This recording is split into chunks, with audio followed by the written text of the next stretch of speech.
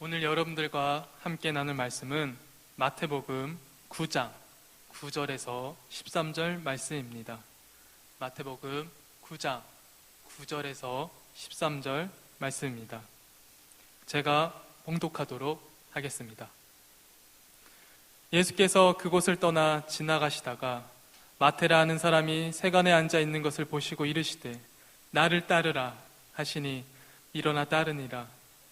예수께서 마태의 집에서 앉아 음식을 잡수실 때에 많은 세리와 죄인들이 와서 예수와 그의 제자들과 함께 앉았더니 바리새인들이 보고 그의 제자들에게 이르되 어찌하여 너의 선생은 세리와 죄인들과 함께 잡수시느냐.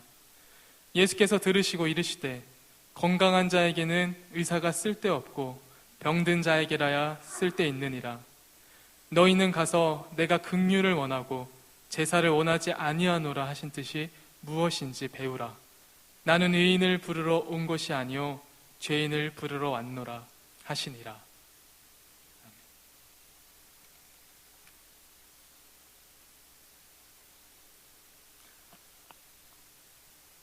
여러분, 연애를 하다가 남자는 여자친구가, 여자는 남자친구가 변했다고 느낀 적이 혹시 있으신가요? 살짝 미소 짓고 계신 여성분이 계시는데 변하고 있나 봅니다. 하지만 여러분의 여자친구와 남자친구는 변한 게 아닙니다. 원래대로 돌아간 것이지요. 여러분, 사람이 사랑을 하면은 뇌에서 도파민이라는 것이 나온다고 합니다.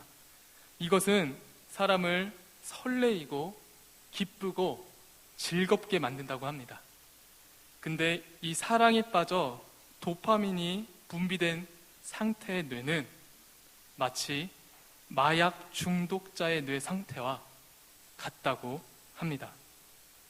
다시 말해 여러분의 여자친구, 남자친구가 연애 초기에 여러분에게 잘해주는 이유는 바로 마약에 중독된 상태여서 그런 겁니다. 몸이 부서질 것처럼 힘든데도 남자는 여자친구를 위해 집에까지 데려다 줍니다. 왜냐하면 마약에 중독된 상태거든요. 그래서 힘들어도 힘들지가 않은 것입니다. 또 잠이 많은 여자가 남자친구를 만나기 위해 아침 일찍 일어나 꽃단장을 할 수 있는 것도 같은 이유에서입니다. 하지만 슬프게도 일정 시간이 지나 더 이상 여자친구와 남자친구를 통해 새로운 자극이 들어오지 않으면 도파민은 더 이상 분비되지 않는다고 합니다. 그럼 이제 남자친구는 여자친구를 집에 데려다 주는 것이 피곤해지기 시작합니다. 그리고 우리 여자친구분은 꾸미는 것이 귀찮아지기 시작합니다. 그래서 우리는 서로 변했다고 느끼지만 사실 정상으로 돌아가고 있는 것입니다. 또한 이제는 서로가 익숙해지다 보니 상대방을 대할 때 나 자신을 대하듯이 대하기 시작한다고 합니다. 마치 두루미가 병목이 좁은 그릇을 여우에게 주고 여우가 넓은 접시를 두루미에게 준 이솝 우화처럼 익숙한 상대에게는 내 방식대로 내가 편한 대로 상대방에게 대한다고 합니다. 이스라엘의 사람들의 신앙생활도 이와 비슷했습니다. 여러분, 신앙생활에서 제일 중요한 게 뭐라고 생각하시나요? 제가 다가가서 시키면은 많이 부담스러워 한다길래 속으로 한번 생각해보는 시간을 갖도록 하겠습니다. 여러분, 신앙생활에서 제일 중요한 것은 무엇입니까?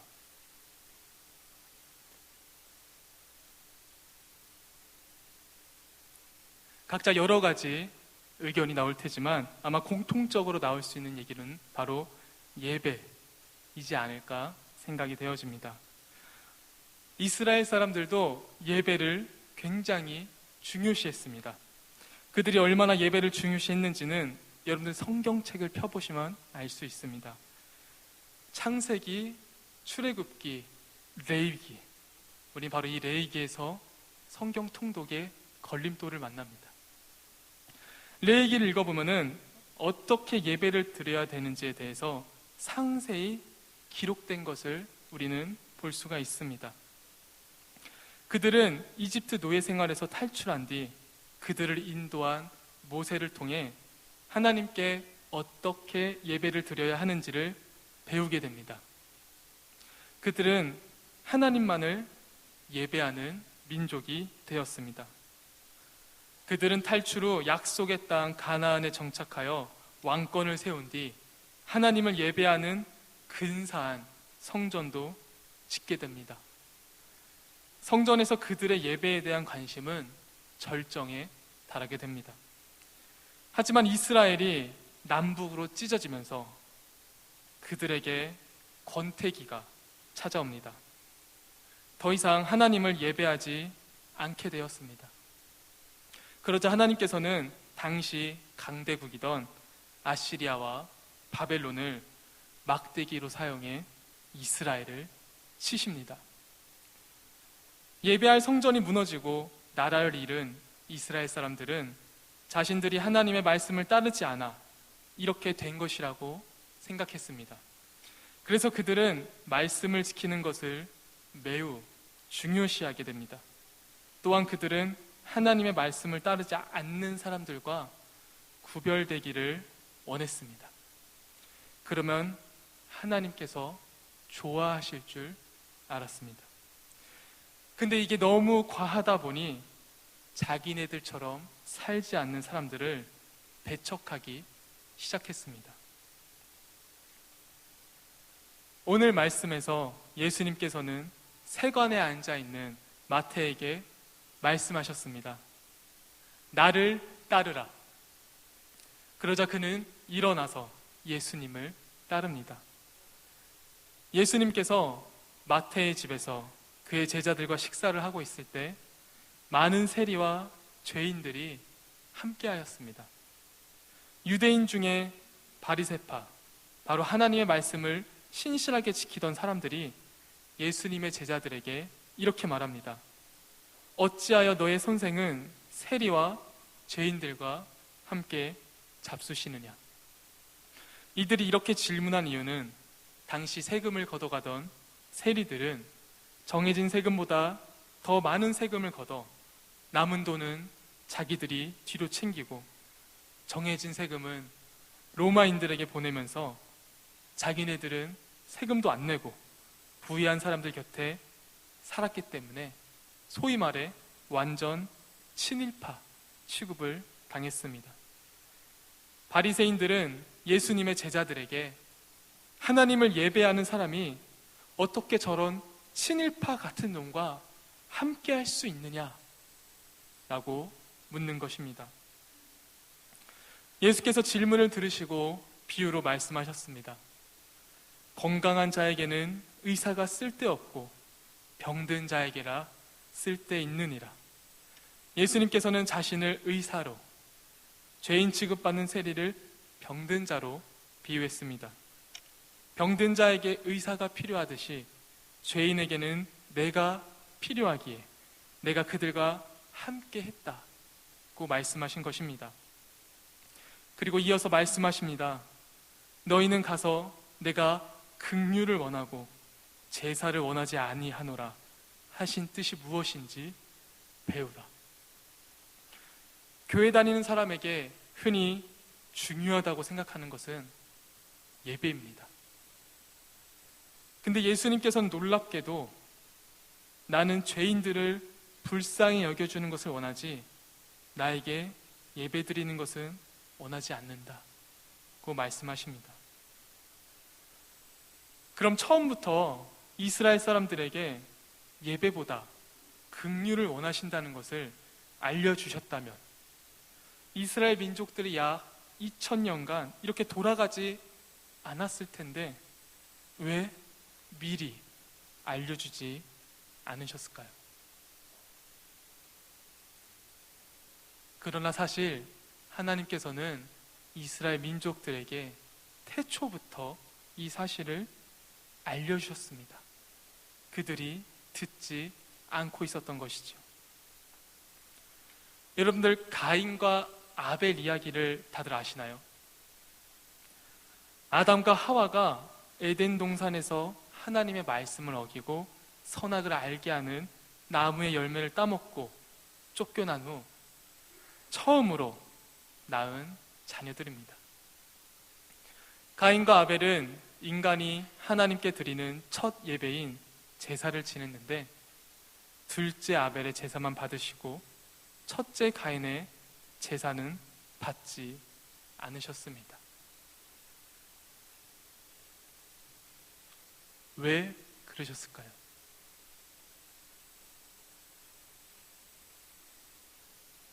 제가 다가가면 부담스러워 하시니 이번에도 한번 머릿속으로 생각해 보시는 시간을 갖도록 하겠습니다. 왜 하나님께서는 가인의 제사는 받지 않으시고 아벨의 제사만 받으셨을까요? 우리가 만약 말씀에서 그 힌트를 찾기를 원하면은 창세기 4장을 펴보시면은 무언가 부언 설명들이 조금 나와 있습니다. 가인은 세월이 지난 후에 땅의 소산으로 제물을 삼아 여호와께 드렸다고 하고 있습니다. 그리고 아벨은 양의 첫 새끼와 그 기름으로 드렸더니 여호와께서 아벨과 그의 제물은 받으셨으나 가인과 그의 제물은 받지 않으셨다고 말씀하십니다. 하나님께서는 육식주의자셨을까요? 가인은 땅의 소산으로, 아벨은 양의 첫 새끼와 그 기름으로. 그럼 또 우리는 이렇게 추측을 해볼 수가 있습니다. 가인은 그저 땅의 소산을 드렸는데 아벨은 양의 첫 새끼를 드렸고, 양만 드린 게 아니라 기름까지 드렸다. 그럼 가인은 곡물만 드렸고 아벨은 양의 첫 새끼에 기름까지 드렸으니 아벨이 조금 더 진지하게 하나님을 제사한 것인가? 하지만 혹시 여러분들 농사를 지어보셨나요? 물론 양을 치는 것과 농사를 짓는 것, 그 힘듦의 정도를 우리가 수치로 계산할 수 없지만 그 땅의 소산을 얻는 것도 양의 첫 새끼와 기름을 준비하는 것만큼 매우 힘든 작업이었을 것입니다. 그러면 하나님께서는 왜 도대체 가인의 제사는 받지 않으시고 아벨의 제사만 받으셨을까요? 이 사건 때문에 화가 난 가인은 자신의 동생인 아벨을 쳐 죽입니다. 인간이 처음 하나님께 드린 예배에서 인간의 첫 살인 사건이 일어났습니다. 하나님께서는 과연 이런 결과들을 원하셨기에 한 명만 편애하는 제사를 받으셨을까요? 하나님께서는 왜 둘째 아벨의 제사만 받으심으로 이런 비극이 일어나게 하셨을까요? 우리는 그 이유를 가인과 아벨의 이름의 뜻과 당시 장자 문화에서 발견할 수가 있습니다. 여러분들, 성경, 특별히 구약 성경은 그 사람들의 이름의 뜻이 그 스토리의 결과를 알려줍니다. 혹은 그 인물의 성향을 나타냅니다. 가인은 인간이 낳은 첫 아기로, 하와는 하나님의 도우심으로 창조사에게 동참한 것을 감격해하며 얻음 또는 소유라는 뜻을 가진 가인으로 이름을 지었습니다. 그리고 가인의 아우 아벨을 낳았는데 아벨의 뜻은 숨이라는 뜻도 있지만 같은 단어로 다른 뜻인 무가치 허무함이라는 뜻도 갖고 있습니다. 당시 장자를 높이 평가하고 둘째를 낮게 평가하는 부모들의 기대가 이름에서부터 드러난다는 것은 우리가 알 수 있습니다. 하나님께서는 바로 이런 장자만 높이 평가하는 잘못된 문화 속에서 인간이 드린 첫 제사를 첫째가 아닌 둘째에 받으심으로 사람들이 첫째가 아닌 둘째와 같이 소외된 자들 향해 불쌍히 여기는 마음을 갖길 기대하셨던 것 같습니다. 우리가 생각하기에는 첫째가 드린 제사를 더 귀하게 받으시는 게 그들의 문화에서 당연한 모습인데 하나님께서는 오히려 첫째의 제사를 받지 않으시고 둘째의 제사를 받으시면서 인간이 처음 드린 제사 속에서 나는 너희들이 그렇게 좋아하는 장자보다 그렇지 않은 소외된 둘째와 같은 자들에게 관심을 갖기 원한다는 것을 알려주기 위해서 바로 가인 대신 아벨의 제사를 받은 것처럼 보입니다. 그리고 가인을 향해 말씀하십니다. 선을 행하지 아니하면 죄가 문에 엎드려져 있느니라. 죄가 너를 원하나 너는 죄를 다스릴지니라. 하나님께서 가인에게 말씀하십니다. 너 지금 자기 제사 받아주지 않아 화가 난 거 알겠는데 나는 제사가 아닌 긍휼을 원한단다.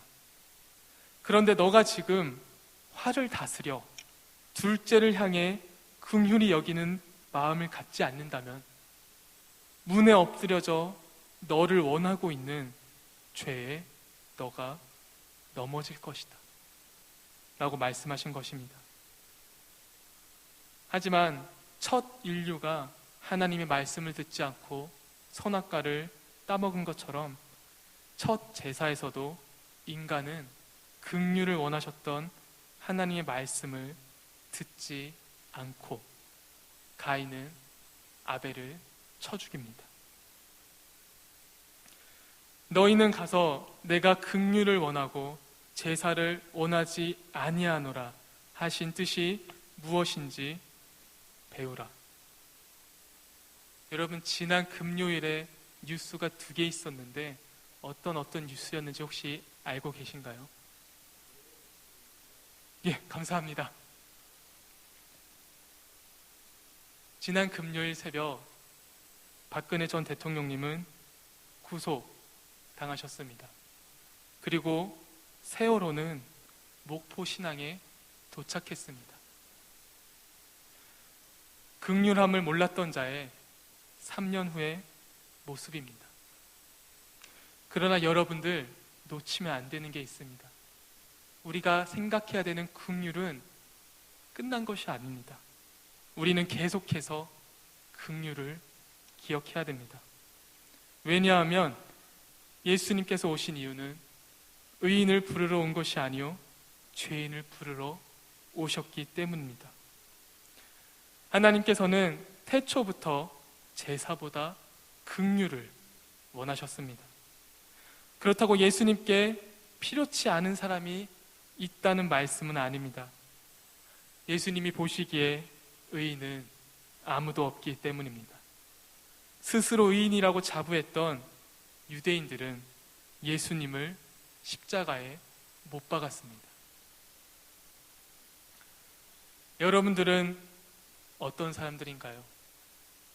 스스로 의인이다 여기고 죄인들을 배척하며 지금도 예수를 못 받고 있는 삶을 살고 계신가요? 아니면 바로 나 같은 죄인을 위해 예수님께서 오심을 감사하고 나도 예수를 모르는 죄인들에게 예수님의 긍휼하심을 전하고 있는 사람들인가요? 여러분들, 우리가 여겨야 될 긍휼은 끝나지 않았습니다.